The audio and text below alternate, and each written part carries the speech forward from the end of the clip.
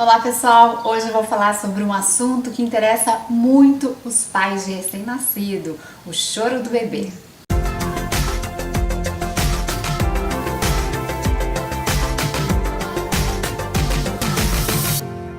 Bom, o bebê nasce, praticamente o único meio de comunicação que vem de fábrica é o choro. E nós pais temos um recém-nascido nos braços, gritando, que ainda não fala para expressar suas necessidades e sentimentos. Então nos vemos perdidos sem saber por onde começar. Bom, e geralmente a gente começa devorando livros, dicas de amigos, de parentes, vídeos na internet, não é verdade? Então, gente, hoje chegou o dia daquele manual que você tanto esperou, tanto queria para o seu bebê. E não é um manual completo, mas é o manual do choro praticamente, né? Eu vou te ajudar a decifrar cada choro do bebê. Na verdade, quem vai ajudar é a doutora Paula Espinosa. Ela vai explicar exatamente como identificar cada choro. Veja só. Qual que é esse método, Paula? Esse é um método que ele foi desenvolvido por uma mãe chamada Priscila Dustin, porque o choro do bebê ele sempre foi objeto de desejo, de estudo, de tanto dos pais quanto de pesquisadores. Ela teve o seu primeiro bebê e ela começou a perceber que o bebê dela emitia 5 tipos de choro, 5 tipos de sons. E a partir disso ela começou a observar os bebês ao redor dela e ela notou esses mesmos sons. E daí ela quis descobrir se isso era só no país dela ou se era no mundo inteiro com qualquer bebê. E a pesquisa dela, né, que foi feita em cima de diversos bebês em diversos lugares do mundo, demonstrou que os bebês de 0 a 3 meses, eles emitem sons que na verdade antes da gente pensar no choro em si, no choro histérico, antes do bebê começar a chorar, ele emite alguns sons, que seria o pré-choro ou palavrinhas. A Priscila, ela caracteriza esses sons como palavras, né? Então o que acontece? Por que de 0 a 3 meses? Porque quando você tem os reflexos primitivos do bebê. O reflexo é algo que você não controla, né? Então quando você tem algum problema no seu corpo, dependendo de onde é a localização, você pode emitir um som diferente. Então imagine que você tá andando e você bate o dedinho do seu pé na quina da mesa. Você produz o quê? Você produz um som agudo, né? Ai, ai, ai, ai, ai, né? Ao mesmo tempo que se alguém te desse um soco na boca do estômago, o som que você produz é totalmente diferente, é um né? Então foi isso que ela estudou e ela até interferiu em algumas universidades falando, olha pessoal, deem uma olhada nessa pesquisa, como isso pode ajudar vocês. É muito interessante isso, gente. Acho que todo mundo quer saber, né? Toda mãe, todo pai, eles querem saber interpretar o choro do bebê, né? Isso é muito pouco falado, né? Eu já pesquisei já antes da minha filha nascer e nunca achei nada a respeito. E pela primeira vez, então, eu tô ouvindo falar e realmente na prática. Ela veio comigo no carro, minha filha tava emitindo um som, um chorinho, ela falou, ela quer arrotar. E era real, ela queria arrotar. É impressionante. Então vamos na prática já, que todo mundo quer saber identificar esses 5 sinais, né? Esses 5 tipos de choros. Qual que é o primeiro? O primeiro, ele está relacionado ao reflexo de sucção, de choro, que precede a fome. Então quando o bebê ele tá com fome, ele faz o reflexo de sucção. Então ele vai sugar. Então os primeiros sons que o bebê vai emitir, quando ele põe ar no pulmão e ele vai soltar um som, vai sair o som com o reflexo de sucção, que é o N, a letra N. Então você pode ouvir um né ou na. Isso, independentemente da criança, pode ser um né ou um na. Mas a gente vai ver num videozinho agora, eu queria que prestasse atenção na boquinha do bebê e como ele pronuncia a letra N. Então, em outras ocasiões, os choros por outras razões, você não vai ver a letra N. No da fome você vai ver. Então vamos ver um exemplo do videozinho?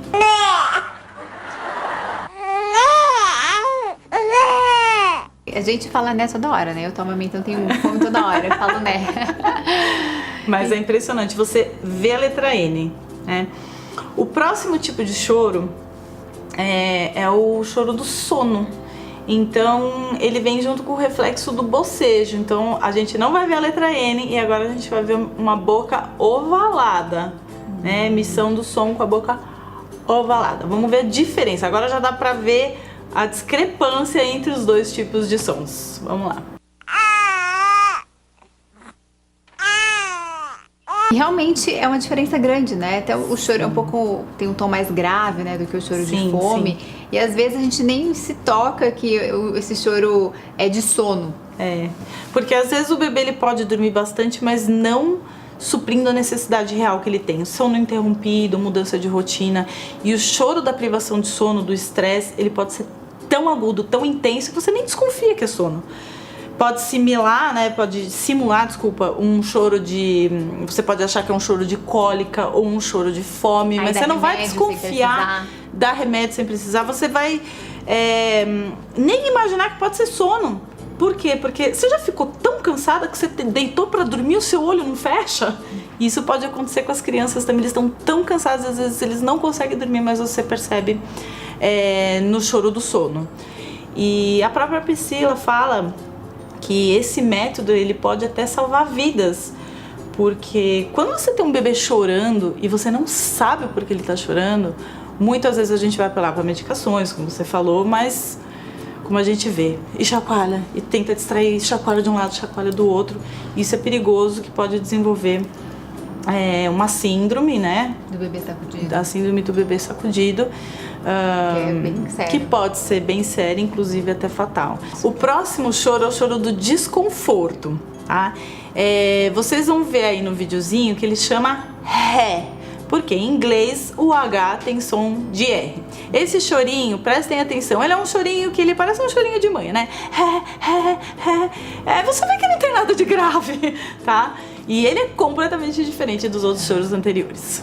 Vamos ouvir ele? Pode ser fralda, dando a fralda suja ou só a própria fralda. Tem crianças que têm alergia a componentes da fralda, às vezes você não percebe, irritação na pele, calor, frio, desconforto na cadeirinha do carro ou própria mudança de posição, porque você imagina um bebê, ele quer se movimentar, mas ele não tem força, ele quer, às vezes você tá deitado, esquenta daqui, você quer um ambiente diferente, você quer mudar de posição. Mas um que eu adiciono, que a própria Priscila ela não fala, é a necessidade de interação que o bebê tem, de ser estimulado, tá? Então, às vezes você colocou o seu bebê, ele tá no carrinho, ou ele tá no seu colo, ou seja, ele o que tá for. confortável, aparentemente não tem nenhum problema. Aparentemente, assim, já mamou, não é fralda, né? Tá tudo bem. E aí ele começa. Né? Ele quer interação, ele quer você se comunicando com ele, tocando ele. Só que o que acontece? Quando o bebê emite esse som, a gente já sabe que alguma coisa não tá legal. E a gente vai pegar ele. Quando a gente pega, imediatamente esse choro é interrompido. Então, às vezes, quem olha de fora vai falar assim, é chorinho de manha, tá vendo? Só quer colo, né? Eu jamais incriminaria uma criança por querer colo, porque eu sou uma adulta e eu adoro um colo. Mas a gente tem que lembrar que eles têm outras necessidades também, necessidade de interação, do toque. Então esse é um momento ideal de você perceber o desconforto do bebê, né? E atender as necessidades não só físicas dele de desconforto, mas as do desenvolvimento cognitivo também. E qual que é o próximo choro? O próximo choro é o air. Esse choro ele já é um pouquinho, ele é ligado a dores de cólica, né, ou de gases, tá? E esse som ele vem com o reflexo daquele mesmo de quando você quer ir ao banheiro. O seu problema está daqui para baixo, então você percebe o bebê fazendo uma força e emitindo o som assim, ó.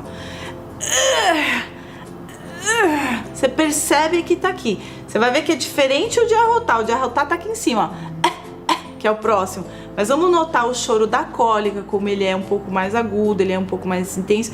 E você vê os movimentos corporais e esse som de que realmente é como se você estivesse querendo ir no banheiro. Vamos ver esse somzinho.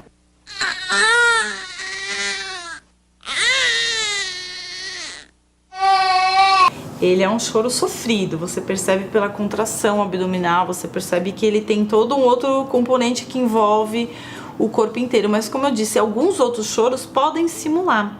O bebê que ele convive ou num lar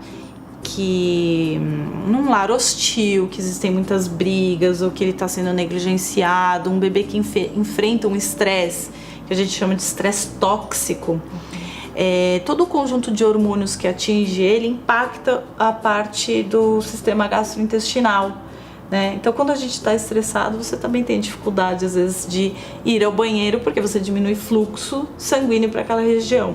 Então, às vezes, as cólicas, elas podem ser resultado do próprio ambiente que o bebê convive, ou até interessante dizer, de heranças emocionais do que aconteceu na gestação.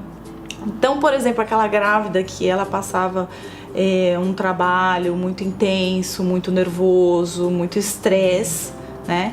E de repente ela chegava em casa às 6, 7 horas da noite e ela via o marido e ela conseguia relaxar, mas ela percebia que o pico de estresse que ela vivia ali na gestação se intensificava ali no final do dia. O bebê ele pode reproduzir tudo isso, porque dentro da barriga é um ambiente que prepara o bebê para aquilo que ele vai encontrar depois. Nossa, que ele nascer. Nossa, esse assunto é bem longo e bem interessante. O quinto choro é o É, que ele representa o som da necessidade de eructar, de arrotar. Então, vocês vão perceber que é um som diferente do da cólica, que é daqui para baixo, que é o som de arrotar é aqui para cima. Tá? Vamos prestar atenção no som e lembrem de vocês quando tomam um refrigerante, Coca-Cola, o que for que você toma, assim, um refrigerante com muita sede, que você ingere muitos gases e logo em seguida você fica com aquela vontade de eructar, como esse sonzinho é bem característico. Então, Paula, esse som não chega a ser um som tão sofrido, né? Quase que reclamando. Não, mas quem olha de longe às vezes pode pensar que é uma manha, né? Porque ele é um som, não é sofrido, você sabe que não tem nada. E principalmente porque o som de arrotar ele pode vir logo depois da mamada. Então você já sabe que seu bebê não tá com fome, né? Então ele é um sonzinho do... Interessante sobre isso é o seguinte, colocar o bebê para arrotar não necessariamente precisa ser só quando acaba a alimentação dele, seja no mamar ou na mamadeira, mas durante. Se você percebe que o seu bebê ele tá sugando e ele para, emite esse sonzinho, você vê que ele tá mamando, que ele não tá confortável, levanta e experimenta colocar ele para arrotar um pouquinho e volta. Interessante, tá? Isso. Não é falado nunca. Né? O interromper durante, isso também não é falado. Mesma coisa quando você ingere alguma coisa que é muito gasosa, um refrigerante, que a gente percebe bem, você precisa parar pra colocar pra fora, senão não cabe mais nada ali dentro. É horrível, é totalmente desconfortável. E outra situação, mamou, às vezes você colocou pra arrotar, tá tudo bem, seu bebê foi dormir. De repente, durante o sono, ele tá, mexe um lado, mexe do outro. Essa aquela coisa que acorda, dorme, você acha, parece que tá tendo um pesadelo. Experimenta levantar e colocar pra arrotar também, tá? Às vezes eles arrotam dormindo mesmo, voltou, colocou pra dormir. Então tá aí revelado que todos os pais gostariam de aprender a decifrar o choro dos bebês, e isso não é uma tarefa fácil. A gente vai se acostumando aos poucos com os diferentes sons que eles emitem, e nada como um bom instinto materno, que isso é melhor do que qualquer técnica, não é mesmo? Espero que você tenha gostado, curta o vídeo se você gostou, pode comentar, dar dicas, sugestões. Você pode se inscrever também no meu canal, pode não deve se inscrever no meu canal para receber toda semana vídeos aí sobre esse mundo maravilhoso que é a maternidade. Até o próximo!